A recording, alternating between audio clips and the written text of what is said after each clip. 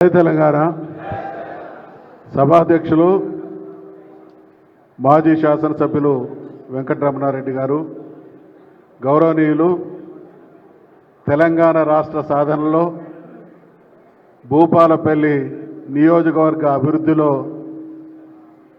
ఎన్నో రకాలుగా మనకు సహకరించినటువంటి మాజీ మంత్రివర్యులు గౌరవనీయులు తన్నీరు హరీష్ రావు గారు, వేదికపై ఉన్నటువంటి పెద్దలందరికీ రాజిరెడ్డి గారికి, వాసుదేవరెడ్డి గారికి, సుధీర్ గారికి, సమ్మారావు గారికి, క్యాండిడేట్ రాకేష్ రెడ్డి గారికి, సుదర్శన్ రెడ్డి గారికి, జ్యోతి గారికి, మున్సిపల్ చైర్పర్సన్ గారికి, జిల్లా ప్రజా పరిషత్ వైస్ చైర్పర్సన్ గారికి, వేదికను అలంకరించినటువంటి వారందరికీ కూడా హృదయపూర్వకమైనటువంటి నమస్కారాలు తెలియజేస్తూ, మిత్రులందరికీ భూపాలపల్లి నియోజకవర్గం బీఆర్ఎస్ ప్రభుత్వ పాలనలో ఏ రకంగా అభివృద్ధి చెందిందో మీ అందరికీ కూడా తెలుసు.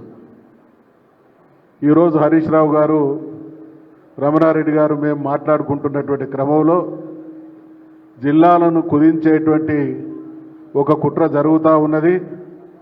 ఆ ప్రమాదం భూపాలపల్లి జిల్లాకు కూడా ఉంది అనేటువంటి విషయం వింటా ఉంటే, అటువంటి ఆలోచన చేస్తున్నటువంటి పార్టీలకు ప్రతి క్షణం గుణపాఠం చెప్పాల్సినటువంటి అవసరం ఉంది.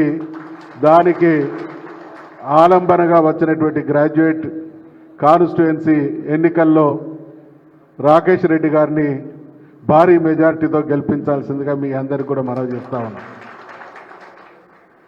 సామాన్యుల ఓట్లు వేరు, గ్రాడ్యుయేట్ నియోజకవర్గానికి సంబంధించినటువంటి ఓటర్ల విచక్షణ వేరు.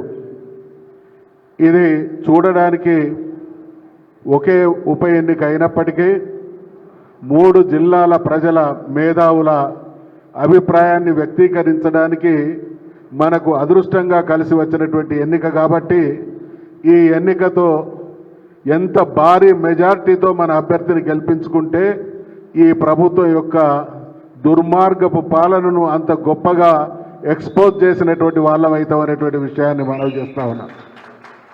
40 సంవత్సరాలుగా మేము రాజకీయాల్లో ఉన్నాం. ప్రభుత్వాలకు 2 విధానాలు ఉంటాయి. ఒకటి పాజిటివ్ థింకింగ్, రెండవది నెగిటివ్ థింకింగ్. అంటే ప్రజలకు ఏదన్నా మేలు చేయాలనేటువంటి భావన ఉన్నటువంటి ప్రభుత్వాలు కొన్నైతే, అవకాశం అధికారం ఇచ్చినటువంటి ప్రజల జీవితాల్ని చీకటిమయం చేయాలనేటువంటి ఆలోచనతో కూడినటువంటి ప్రభుత్వాలు కూడా ఉంటాయి.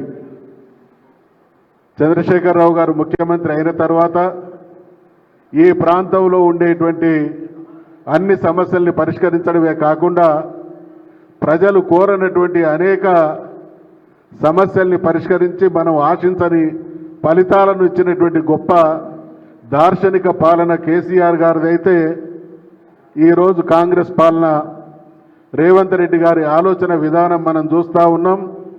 ప్రతిదీ కూడా డిస్ట్రక్టివ్ అంటే నిర్మూలనాత్మకమైనటువంటి విధానంతో ముందుకు పోతూ ఉన్నాడు. కాబట్టి ఏ స్కీమ్ అయినా, నిన్న ఇవాళ జరుగుతున్నటువంటి వడ్ల కొనుగోలు విషయంలో వడ్లన్నీ ఒక్క గింజ లేకుండా కొంటామని హామీ ఇచ్చినటువంటి ప్రభుత్వం ఈరోజు సన్న వడ్లను మాత్రమే కొంటామంటా ఉన్నది. ఏ స్కీమ్కైనా మాట తప్పడం, మడిమ తిప్పడం తప్ప ఇచ్చినటువంటి హామీలను నెరవేర్చేటువంటి దిశగా ఈరోజు ఈ ప్రభుత్వ పాలన కొనసాగుతలేదు. కాబట్టి 4 మాసాల్లోనే సామాన్య ప్రజల్లో సైతం ప్రభుత్వం మీద తీవ్రమైనటువంటి వ్యతిరేకత వచ్చినటువంటి విషయాన్ని మనం ప్రజాక్షేత్రంలో గమనిస్తూ ఉన్నాం. ఇవన్నీ కూడా వ్యక్తీకరించేటువంటి అపురూపమైనటువంటి అవకాశం భూపాలపల్లి నియోజకవర్గంలోని గ్రాడ్యుయేట్ సోదరులకు వచ్చిందనేటువంటి విషయాన్ని ఈ సందర్భంగా నేను మనవి చేస్తా ఉన్నా. వరంగల్ అంటే కాకతీయులు పాలించినటువంటి గడ్డ.